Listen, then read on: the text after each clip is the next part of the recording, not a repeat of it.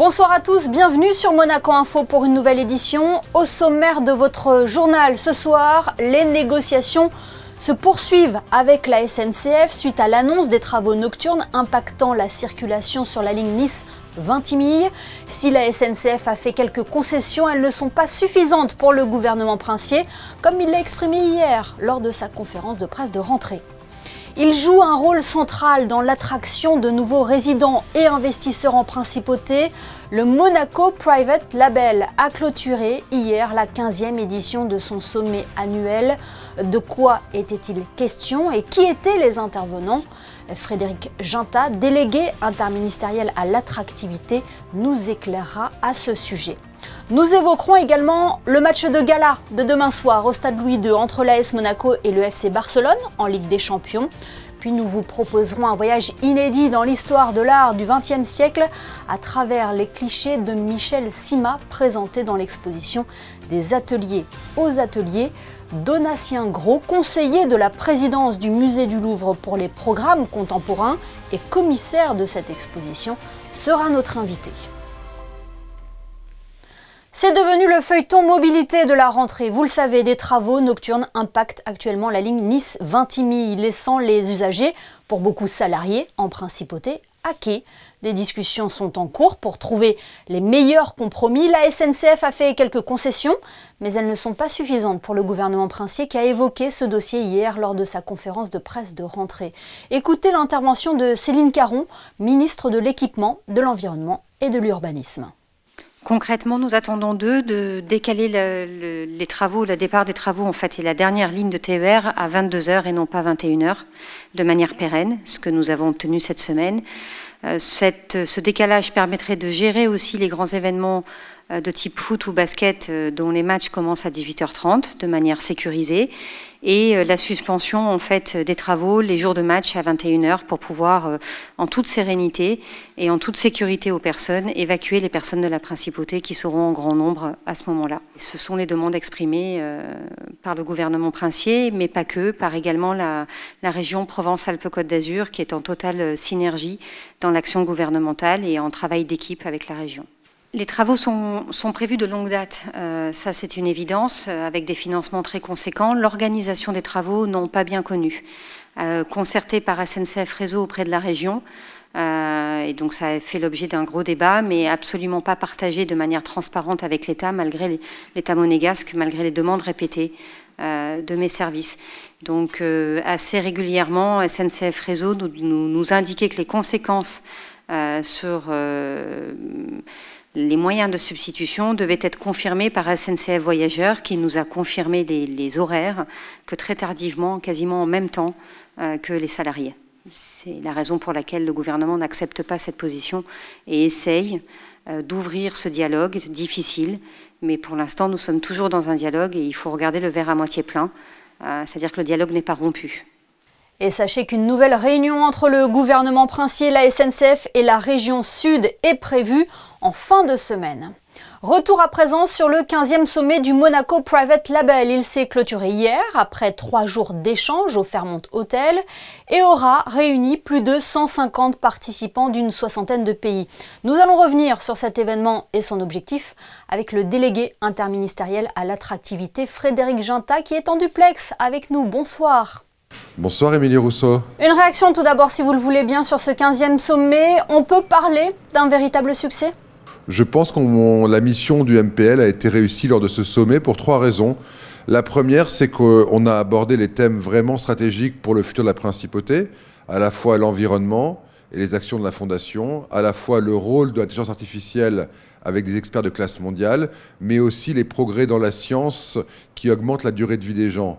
Donc en termes de contenu, ça a été un succès. En termes de participation, on a eu plus de 200 personnes qui sont des investisseurs, des entrepreneurs provenant de plus de 30 pays. Et également, on a eu la chance d'accueillir Fernando Alonso et Jeff Koons qui ont pu montrer les atouts de Monaco et quelque part partager l'ambition et l'excellence de Monaco auprès de tous nos membres et de toutes les entreprises monégasques présentes. C'est un peu le partage d'expérience qui prime dans ce sommet, Frédéric Ginta.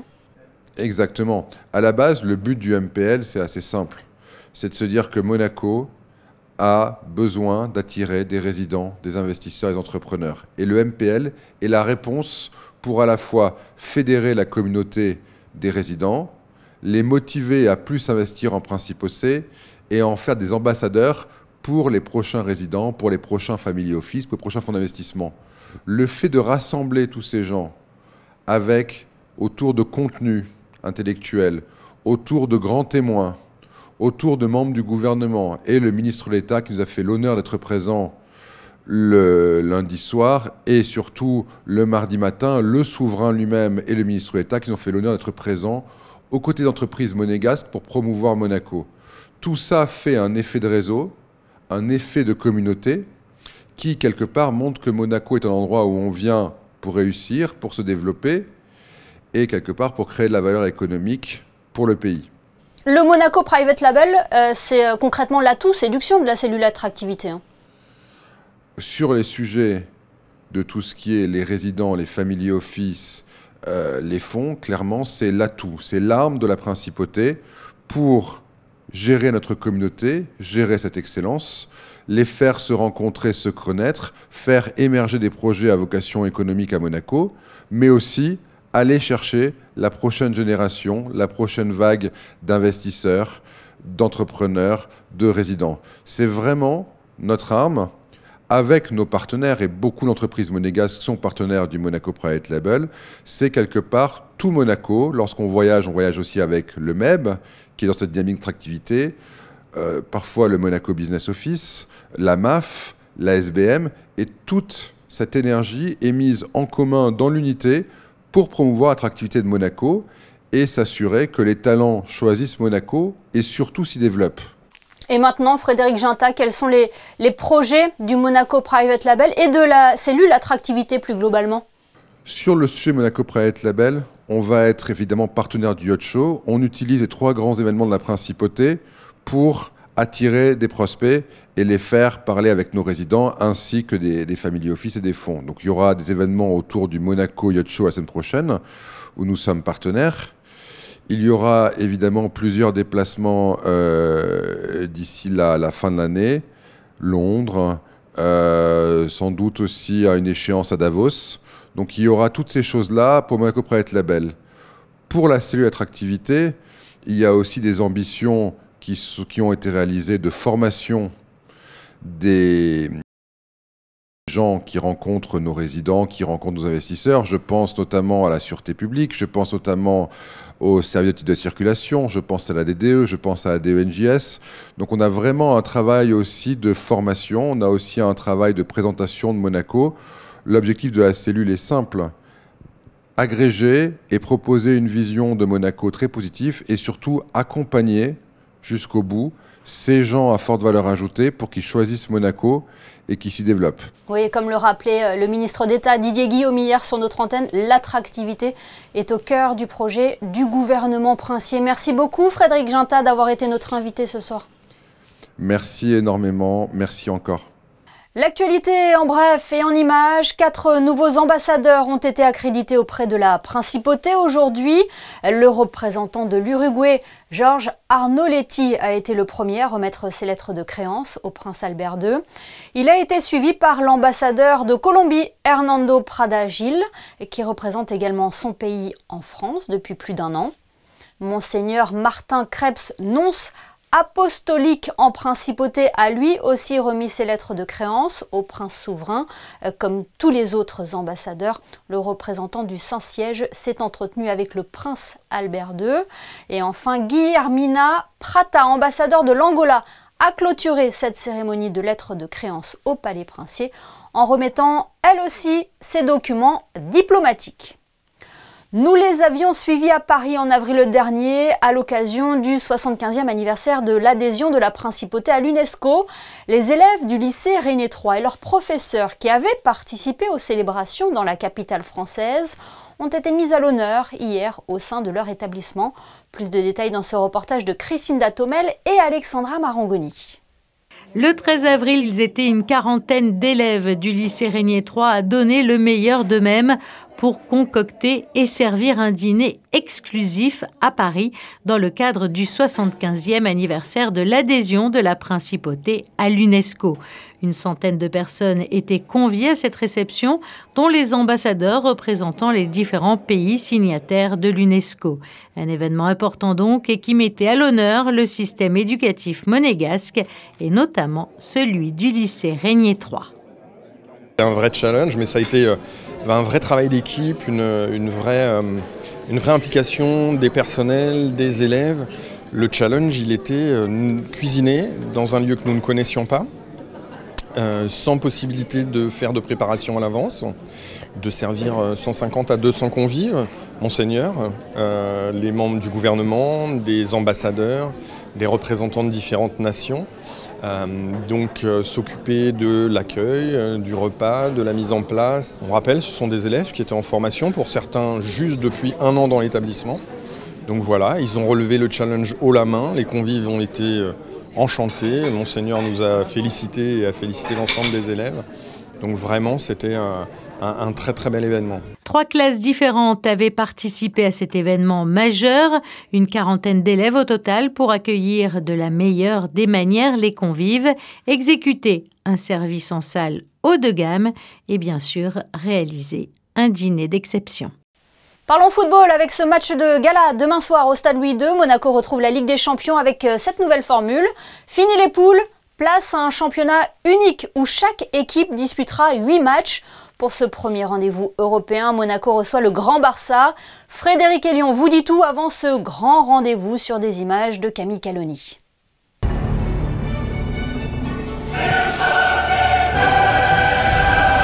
C'est la petite musique préférée de tous les fans de football. Monaco fait son grand retour en Ligue des Champions jeudi soir au Stade Louis II. Et quoi de mieux qu'un choc face au Barça pour débuter à domicile cette nouvelle campagne européenne. Un match particulier pour le coach à 18h. It's also the debut for me in the Champions League. I have many games, international competition, more than 60. Some Q3 playoff games, but to hear the Champions League autumn tomorrow night, it's also special for me. Everybody here in the club is excited for this game. Monaco reste sur une victoire, 3-0 face aux Catalans en match amical il y a un peu plus d'1 mois, mais depuis, le Barça n'est plus du tout la même équipe. We cannot compare these games because since that defeat from Barcelona against us, for me they have a fantastic start in the season. 5 victories, 5 wins with 17 goals. It means that there are 3 goals per game. It's a lot, and we cannot compare these games. Why? Because they missed some players for this game. We also missed some players, and Barcelona is in a total other shape than a couple of weeks ago. Je pense que c'était un match amical, donc c'est clair que ça n'aura rien à voir par rapport à le match de demain. Après, je pense que ce sera à nous de faire un aussi bon match en tout cas et de faire même peut-être un meilleur match pour prendre les 3 points dans ce match-là. Ce match face au Barça est forcément un gros test d'entrée et les Monégasques ont hâte d'être sur le terrain jeudi soir. On a travaillé toute la saison dernière déjà pour être en Champions League et voilà, on a hâte de jouer contre le Barça. On sait qu'en Champions League, on jouera contre les meilleures équipes d'Europe, donc on est ravis de ça et on a hâte de les affronter. On joue un Barça qui est en pleine forme, qui a tout gagné et voilà, c'est à nous d'être prêts pour ce match, car ça va être un match vraiment pas facile, mais je suis sûr qu'on peut leur poser des problèmes. Touché au cou face à Auxerre, Lamine Camara sera bien apte pour ce match face au Barça. Chaque année, des élèves de la Principauté se mettent dans la peau d'un critique littéraire pour élire le coup de cœur des lycéens. Un prix qui sera remis lors de la cérémonie de la Fondation Prince-Pierre de Monaco. Ce jury si spécial s'est réuni une dernière fois aujourd'hui pour délibérer. Fabien Bonilla et Thomas Deus. Créé en 2007, ce prix est décerné par un jury de lycéens des établissements de la Principauté parmi une sélection de premiers romans édités à la rentrée littéraire de septembre dernier. Après une première sélection, 5 romans sont encore en compétition pour l'édition 2024. 57 élèves constituent le jury. Ils viennent du lycée Albert Ier, du lycée Régnier 3 et de FANB. Ce projet pédagogique est en collaboration avec la direction de l'Éducation nationale, de la jeunesse et des sports. L'intérêt pédagogique, c'est les initier à la lecture, les ouvrir à la lecture contemporaine. Ils ont rencontré l'auteur, donc ce qui enlève le côté sacré de la littérature. Ils ont lu pendant l'année les romans, ils ont réduit la liste de 7 romans à 5 romans au mois d'avril. Ils sont partis cet été avec les 5 romans pour les relire ou pour les travailler. Ce jury d'élèves participe depuis l'année dernière à divers rendez-vous comme des débats, des rencontres avec les auteurs ou encore des tables rondes afin d'effectuer leur propre sélection. Et aujourd'hui, c'est le moment ultime pour ces élèves. Chaque groupe se prépare dans l'amphithéâtre du lycée Régnier 3 pour présenter le livre choisi. On est en train de rédiger les arguments pour défendre notre livre face aux autres. Et votre livre, il est bien? Pourquoi il faudrait le défendre? Nous, on a vraiment aimé le lire parce que c'est une lecture très agréable et ça met en scène beaucoup de personnages divers et variés auxquels tout le monde peut s'identifier en vrai. Voilà. Chaque groupe a un représentant, il prend la parole pour défendre le roman choisi et après la présélection, place à la délibération. Chaque élève vote pour le livre de son choix, même s'il était dans un groupe qui défendait un autre livre. Après le dépouillement des bulletins, le lauréat 2024 est... Et non, nous n'avons pas le droit de vous le dire, c'est encore une surprise. Qui succédera à Julia Minkowski, prix coup de cœur des lycéens 2023? Réponse le 8 octobre dans la salle Garnier lors de la cérémonie de proclamation des prix de la Fondation Prince-Pierre. Des ateliers aux ateliers, c'est le nom de la toute nouvelle exposition présentée à la salle du quai Antoine Ier par la Direction des Affaires culturelles. Elle propose un voyage inédit dans l'histoire de l'art du XXe siècle, une série de photos des maîtres d'après-guerre prises par Michel Sima, que son Altesse royale la princesse de Hanovre a pu découvrir ce matin. À ses côtés, le commissaire de l'exposition, également conseiller de la présidence du musée du Louvre pour les programmes contemporains, Donatien Gros, qui sera notre invité dans quelques instants. Mais avant cela, coup d'œil sur des ateliers aux ateliers avec Sarah Inkari et Lionel Bernardi. Matisse, Duchamp, Chagall, Miro ou encore Picasso, ces grands noms de l'art ont un point commun, Michel Sima. Le photographe les a fixés, posant au travail, à l'atelier. Le titre de cette exposition prend alors tout son sens, des ateliers aux ateliers. Cette série de portraits commence au château des Grimaldi, donc au château d'Antibes, puisque c'est mon père qui fait en sorte que Picasso puisse travailler dans le château en 1946. À l'époque, Dordelas Souchère, qui était le conservateur du musée d'Antibes, a offert à mon père la salle du 2e étage, qui deviendra l'atelier Picasso, puisque papa revient des camps, il a été déporté, il faut l'aider à se reconstruire, il a été arrêté sur la Côte d'Azur, dénoncé. Donc Dordelas Souchère commence. Picasso et Françoise Gillot vont suivre, Paul Éluard, et voilà, pour arriver à ce travail. Le fils de Michel Sima est ravi du résultat, d'autant qu'il s'agit de la première exposition dédiée au travail de son père à Monaco. C'est élégant, c'est sobre, ça aurait énormément plu à mon père. La scénographie est vraiment superbe. Pour la photographie, la lumière est primordiale. Et là, on a l'impression que chaque photo est rétro-éclairée, enfin c'est magique. Autre clin d'œil, le projet proposé par Donatien Gros en principauté prend place dans la salle d'exposition du quai Antoine Ier, non loin des ateliers du quai, une résidence internationale d'artistes gérée par la Direction des Affaires culturelles, parce que Monaco est un véritable vivier d'art, et ce, depuis des décennies. On rencontre les plus grands de cette époque, des artistes qui ont des correspondances avec la principauté, puisque nous avons fait des commandes, nous avons acheté des œuvres à ces artistes. Donc il y a un lien permanent entre cette exposition de photographie et toute la vie culturelle de la principauté. Par exemple, d'actualité, nous allons replacer un magnifique mobile de Calder sur l'esplanade de Maréterra, et vous avez de magnifiques photos de Calder. Visible depuis aujourd'hui et jusqu'au 24 novembre, l'exposition s'accompagne d'un programme d'activités pour les jeunes ainsi que de stages durant les vacances scolaires. Et nous allons revenir plus en longueur sur cette exposition avec Donatien Gros. Bonsoir. Bonsoir. Vous êtes le commissaire de cette exposition. Tout d'abord, qui était Michel Sima, l'auteur des photographies présentées à la salle d'exposition du quai Antoine Ier ? Michel Sima était un artiste, un sculpteur, un photographe. C'est surtout un compagnon des artistes. Il a lui-même été en dialogue, en conversation, en amitié, en compagnonnage avec certains des plus grands artistes de son temps, le plus important d'entre eux étant évidemment Pablo Picasso, qu'il a photographié au château Grimaldi à Antibes, quand Picasso y avait installé son atelier. Mais son travail n'est pas connu du grand public pourtant. Alors, son travail n'est pas connu, mais son travail est connu. C'est-à-dire que le travail n'est pas forcément connu sous le nom de Michel Sima, mais il est connu sous la forme des images elles-mêmes. Et ces images qu'on a vues, notamment celles de Picasso, mais aussi celles de Miro, celles de Braque, celles de bien d'autres artistes, ont circulé, ont été publiées dès les années 1940. Et de nouveau, au fond, Michel Sima, c'est un artiste qui est présent sans lettres. Et dans la réflexion qui est développée à la direction des affaires culturelles de Monaco autour des ateliers, il paraissait important, puisque l'exposition donc a lieu à la salle d'exposition qui est voisine des ateliers pensés par le prince Régnier, eh bien, il paraissait important de revenir sur ces ateliers modernes qui sont si liés à Monaco et qui sont si liés à l'histoire et à la genèse de l'art d'aujourd'hui. Et qu'est-ce qui définissait son travail ?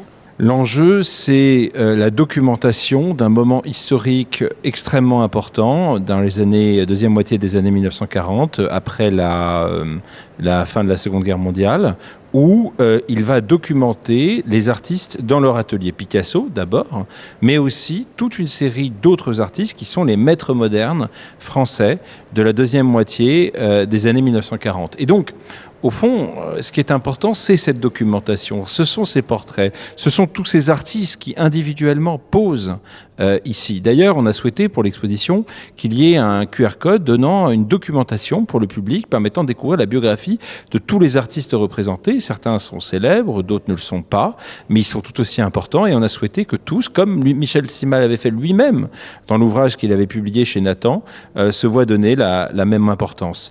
Et encore une fois, j'insiste sur le côté ancré de ce projet. C'est-à-dire que ce sont des photos modernes, ce sont des photos de Pablo Picasso, ce sont des photos de Michel Sima, mais ce sont aussi des images présentées à côté des ateliers, représentant des ateliers. D'ailleurs, l'exposition elle-même intègre un atelier dans le parcours qui est présenté. Oui, c'est replacer les ateliers au cœur du processus de création, ce qui, de nos jours, a bien évolué, hein.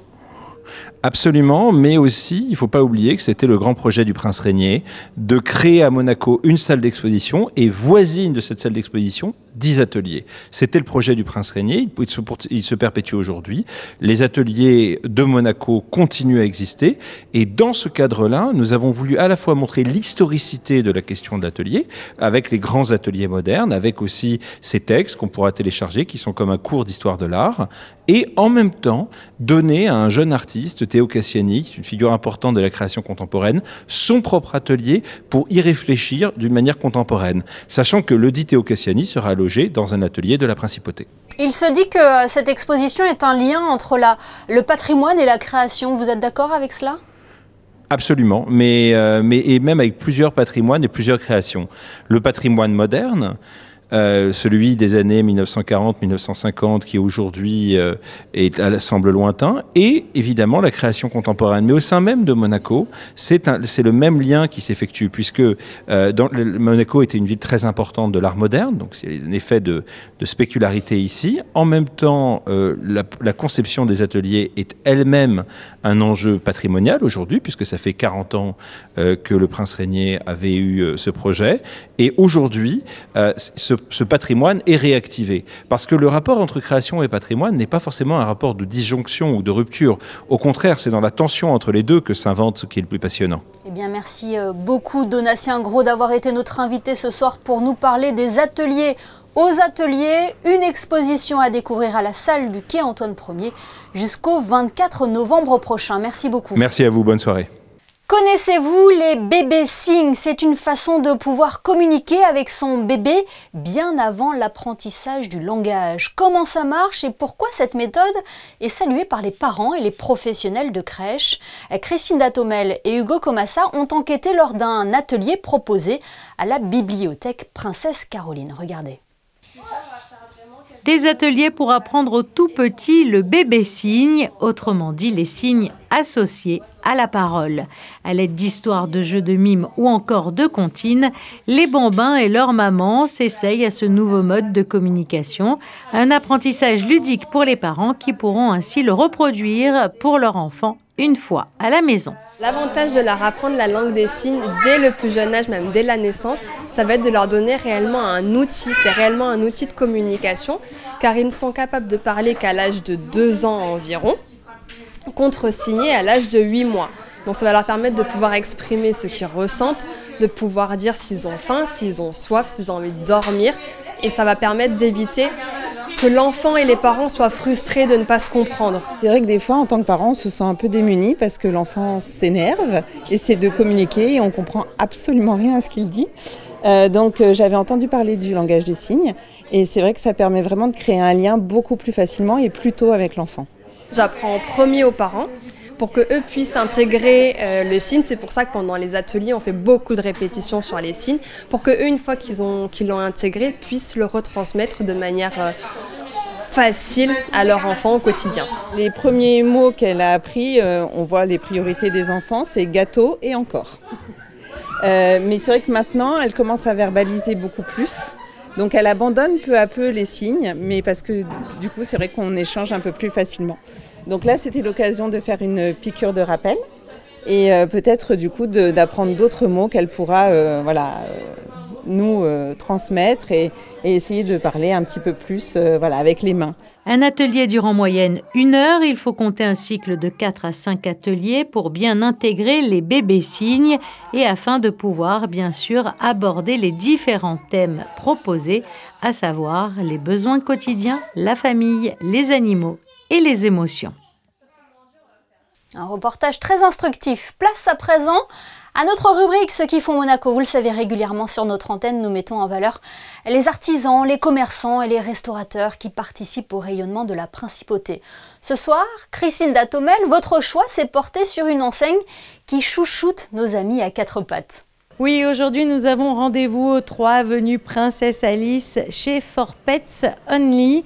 Ici, tout est proposé pour vos petites boules de poils. Alors, comment toute cette histoire est née? La réponse tout de suite avec la maîtresse des lieux.